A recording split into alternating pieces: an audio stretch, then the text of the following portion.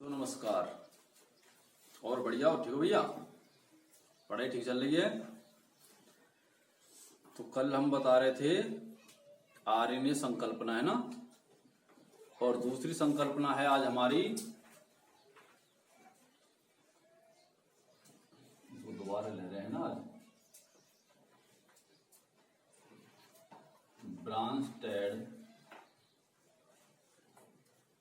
लोरी संकल्पना।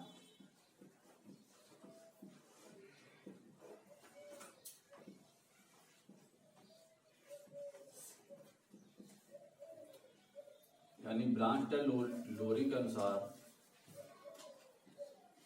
अम्ल और जो क्षार हैं उनकी क्या परिभाषा दी है। तो देखो बच्चों, वैज्ञानिक आर्यनियस ने अम्ल को बताया कि वे पदार्थ जो जलीय विलयन में विलय होते हैं और हाइड्रोजन आयन देते हैं, क्या कहलाते हैं? अम्ल कहलाते हैं। और वे पदार्थ जो जलीय विलयन में विलय होकर हाइड्रोक्सिल ऋणायन देते हैं, क्षार कहलाते हैं। लेकिन वैज्ञानिक आर्यनियस की कमी हमने बताई कि वो हाइड्रोजन विहीन अम्लों के बारे में और हाइड्रोक्सिल विहीन क्षारों के बारे में स्पष्ट नहीं बता पाए। मतलब जो बिना हाइड्रोजन के अम्ल हैं और बिना हाइड्रोक्सिल वाले जो क्षार होते हैं उसके बारे में वैज्ञानिक आर्यस्टेट्स शांत रहे, चुप रहे। तो वैज्ञानिक ब्रांस्टेड और लोरी ने अम्ल और क्षार को परिभाषित किया है। इसने क्या परिभाषा दी है? वे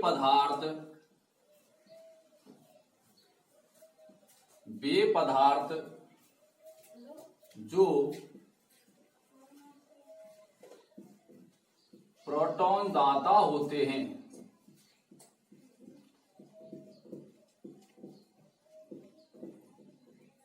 अम्ल कहलाते हैं।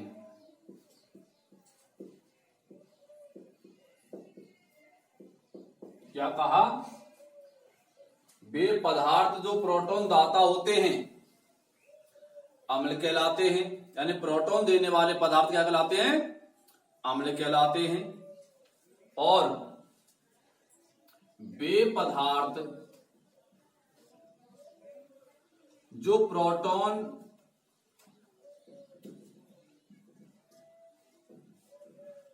ग्राही होते हैं, जो प्रोटॉन ग्राही होते हैं, क्या कहलाते हैं बच्चों?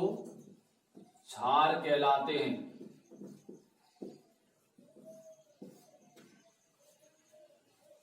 वे पदार्थ जो प्रोटॉन ग्राही हैं, यानी प्रोटॉन ग्राही पदार्थ क्या कहलाते हैं? क्षार कहलाते हैं।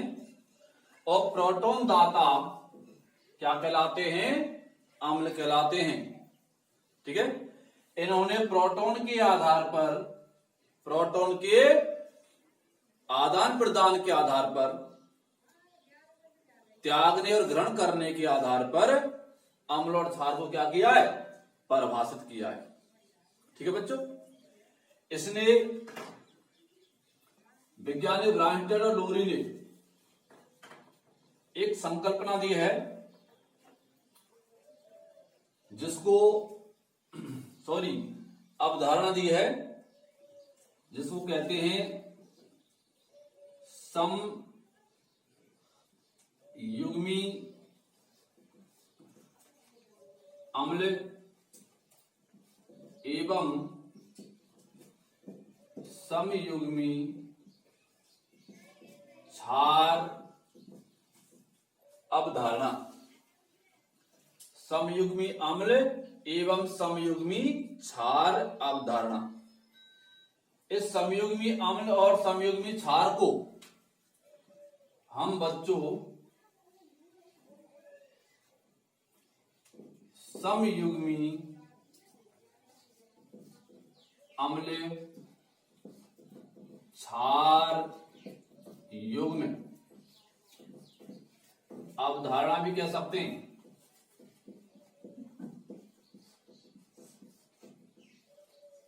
यानी वैज्ञानिक ब्रांटेड ने और लोरी ने क्या संकल्पना दी है? ये संकल्पना है समयुग्मी अम्ल की और समयुग्मी क्षार की, जिसे समयुग्मी अम्ल क्षार युग्म अवधारणा भी कहते हैं। तो पहले तो हम प्रोटॉन दाता प्रोटॉन ग्राही अम्ल क्षार की उदाहरण सहित बात करेंगे और उसके बाद हम इस अवधारणा को समझाएंगे। ठीक है बच्चों?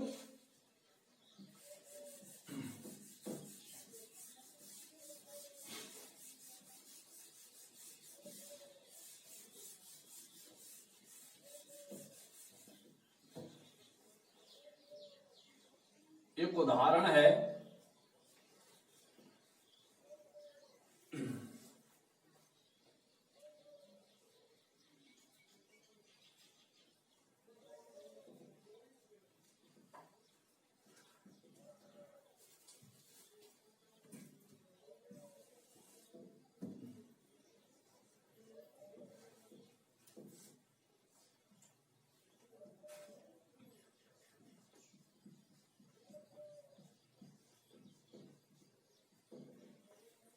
देखो बच्चों, H2O क्या है? ये जल। क्या है बच्चों? ये जल है।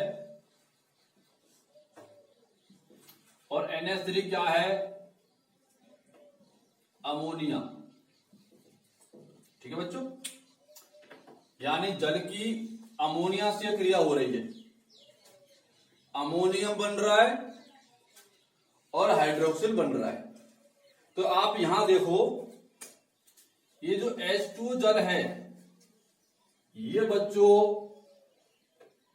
हाइड्रोक्सिल में बदल गया, और जो अमोनिया है ये अमोनियम में बदल गया। ठीक है बच्चों?